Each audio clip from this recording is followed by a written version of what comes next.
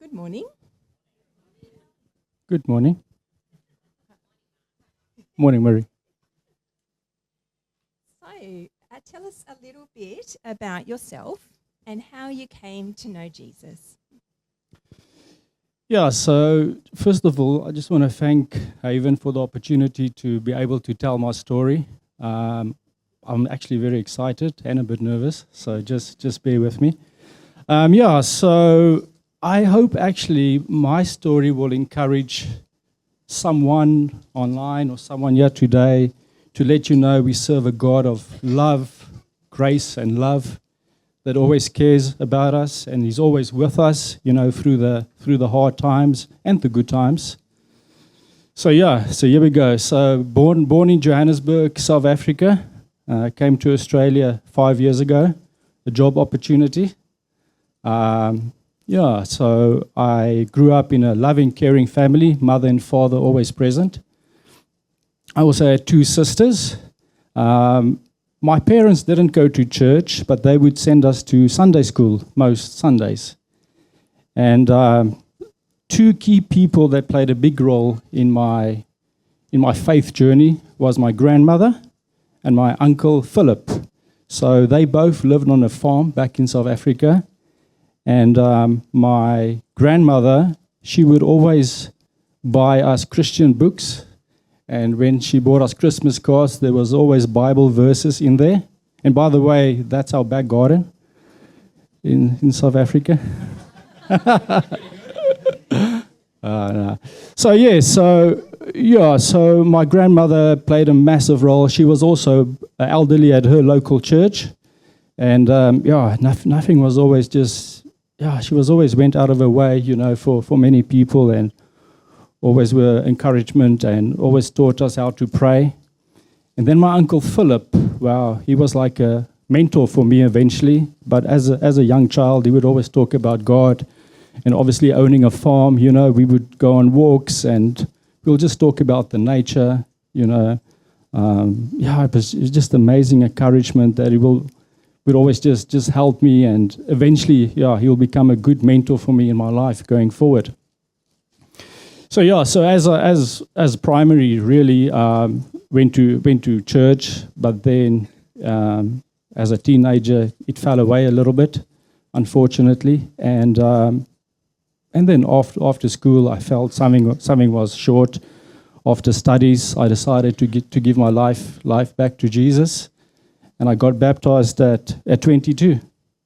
And that really filled me up again, to know God has never left me. And this is how the journey is going to start.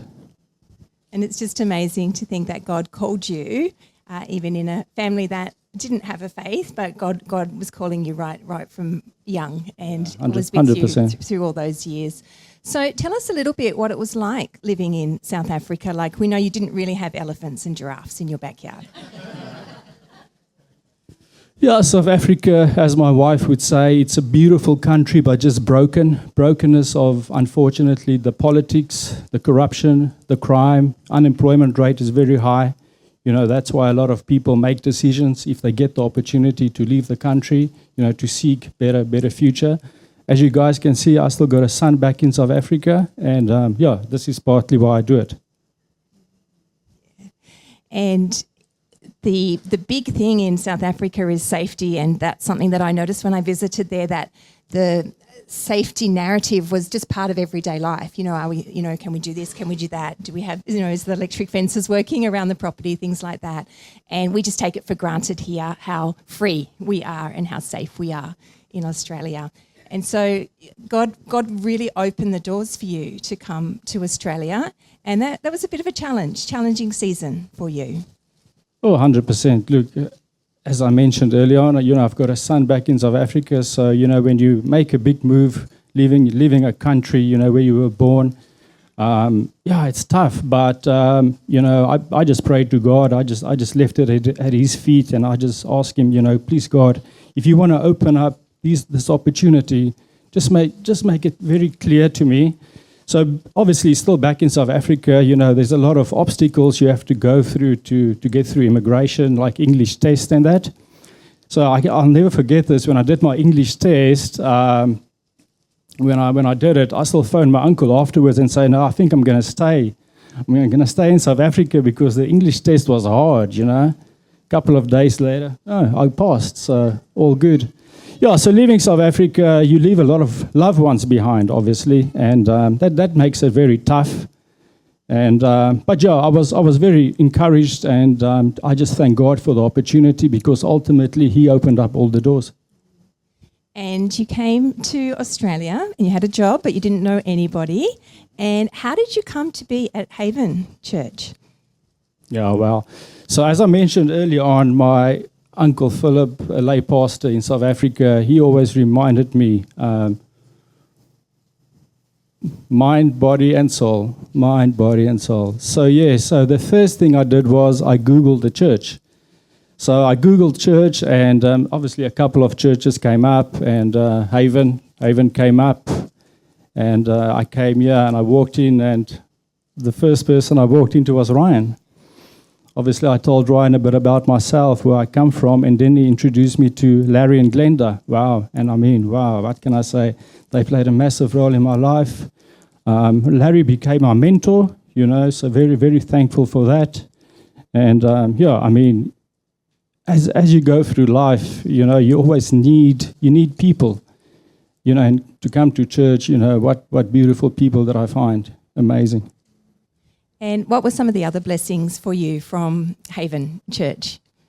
You did something with Ryan that first couple of years ago. You went through the spiritual formations, and that was a big factor in your growth, wasn't it? Oh, 100%. You know, that really just, you know, to be able to tell my story to other people, and people were praying for me, and yeah, it was just encouragement. I got to know the Lord a bit better.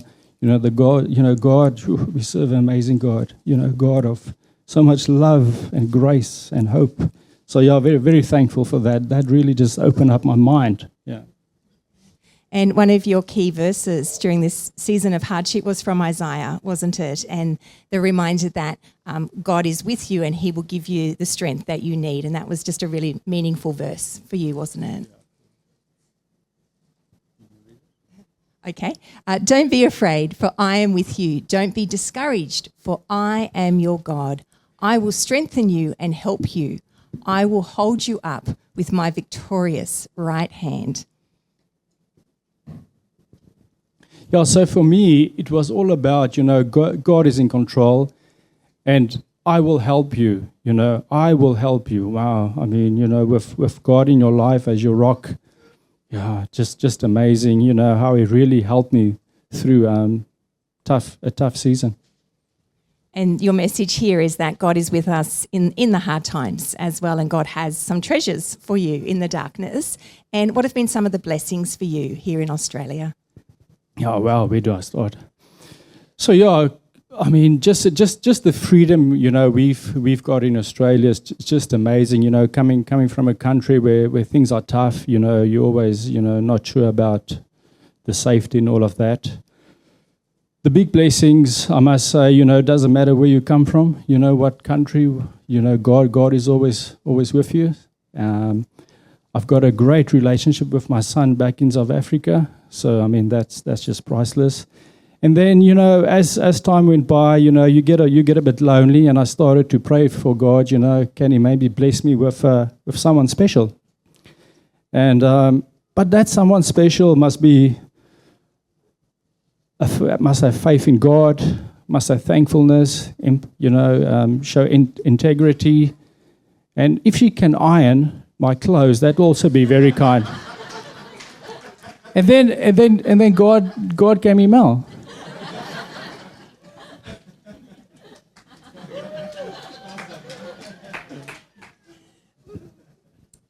Yeah, and so...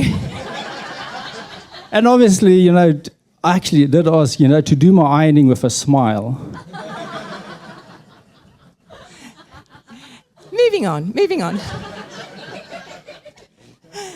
It's been a season of blessing for you, and as you look back over your life, you can see that God has had you in His hands, drawing you to Himself, guiding you to come to a new country and a brand new relationship, and there's been a lot of joy in that season. Where is He leading you next?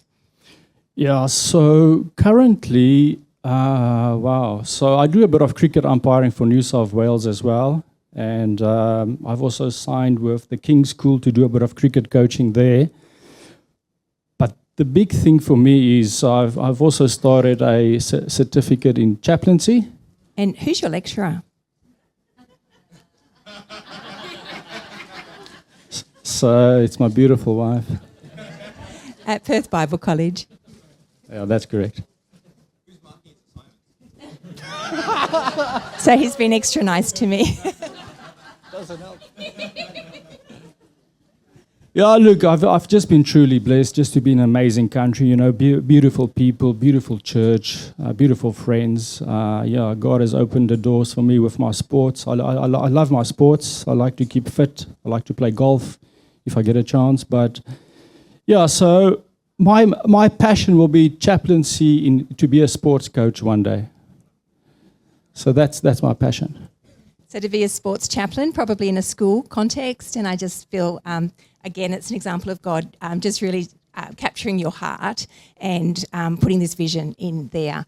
And a lot of you know Mark goes to the gym most mornings at 5 o'clock.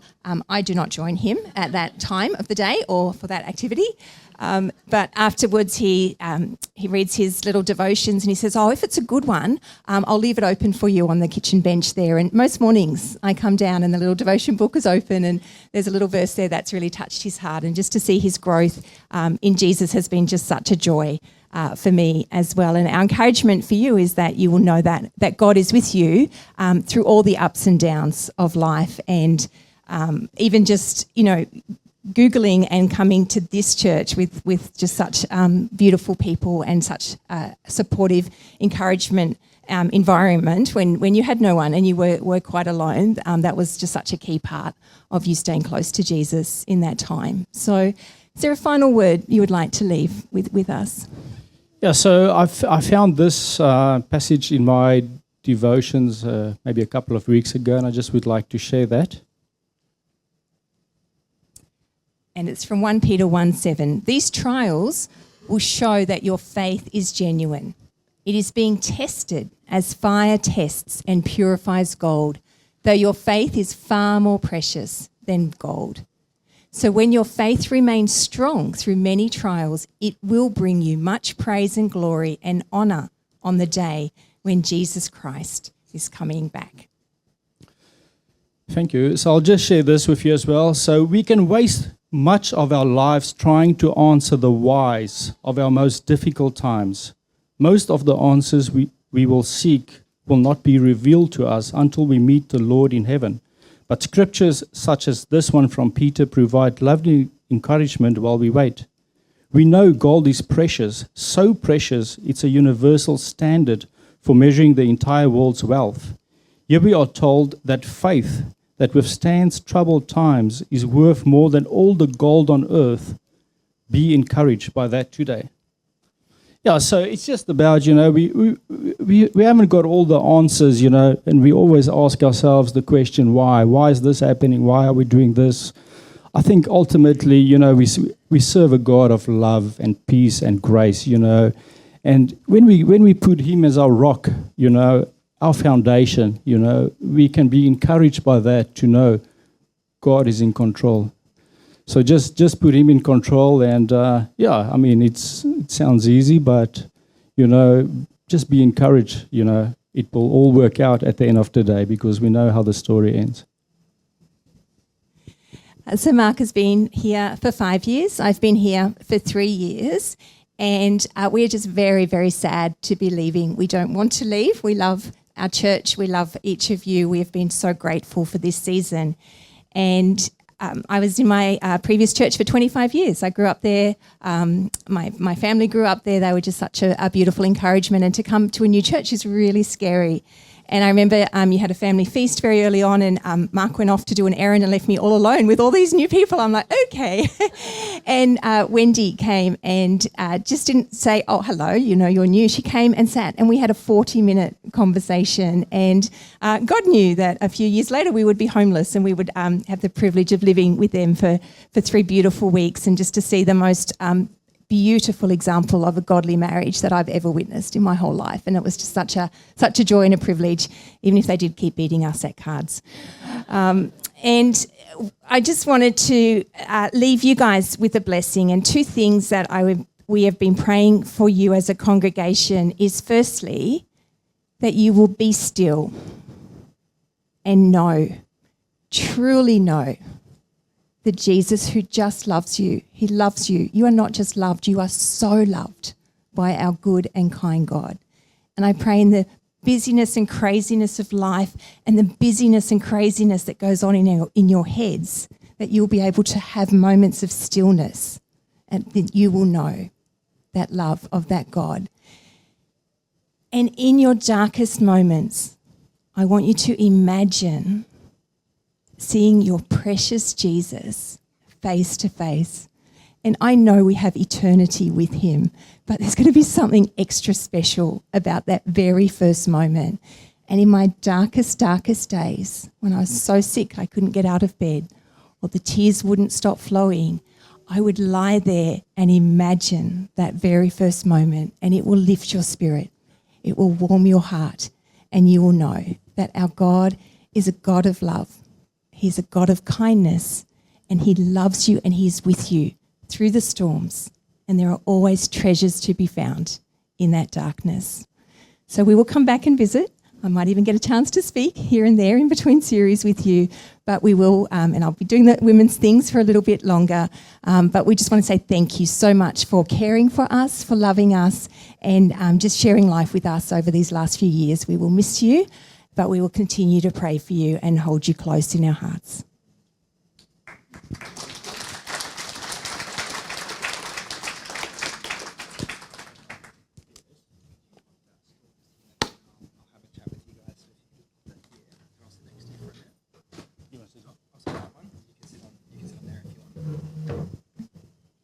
Thank you. Grab a seat, Mark.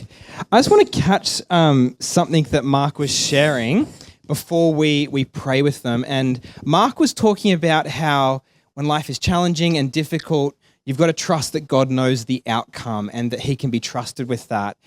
And I just want to remind you that when he says that, he really has lived that and means that. So when Mark came, it was only, a month or two before COVID hit. So you were in a brand new country, not knowing anybody, and you just made connection with our church right before then. And so you had a connection with us, but that was a tough journey being in a brand new country in the midst of a lockdown season. And I remember when we were doing the formation course together and you told me about this lady that you'd started to date, and I'm getting defensive on the inside going, who's this lady, wanting to date Mark? And the challenges of going, God, are you in this? God, is this of you? And I remember you wrestling through that, not knowing what the outcome would be, but trusting God in the midst of that. And so you have walked through the challenges and trials, and you've lived an example of choosing to trust Jesus in the midst of that. And for you, Mel, you've been on this journey of sickness, struggling through all of that with this church, and you've been so open and so vulnerable, and you've allowed yourself to actually put your faith in front of all of that. So what I have loved is that even when Mel has had all these uncertainties about her health, she's constantly been saying there's treasures in the darkness. You heard her say that today. She said that consistently, and you've always radiated such a joy and trust in Jesus, even when everything seemed uncertain. And so, church, I just want to hold this up to you to say, when we talk about as a church how we help people face the challenges of life through the power of Christ, this is what we're talking about. Like real people going through the ups and downs and the struggles of life, choosing to put their faith in Jesus and finding the support that they need in a church community. And I just love that that has been your story that you have modeled for us and that we've been able to be a part of that with you. And so I just want to say, thank you for a few things. Firstly, thank you for always being so vulnerable and open and honest with us. It's been a real pleasure to do relationship and life with you both. Thank you for all the investment you've poured into our church. You've probably seen them on greeting downstairs and smiling. Mel has been on our eldership team as well. Mark, you've been part of our formation team and everything. So these guys have poured so much into our church family. So thank you for the time and the distance that you've been prepared to travel in order to invest into us. We just want to honor you and thank you for that. And my hope as you look for a new church is actually that God would guide you and he would find the place that you can both receive from and that you can give to, that you can be a blessing to in the same way that you've been a blessing to us. I'm certain that you'll be a blessing to another church family. And so, church, as we send them off, I just want to say this is actually a good thing. You might be going, this is sad.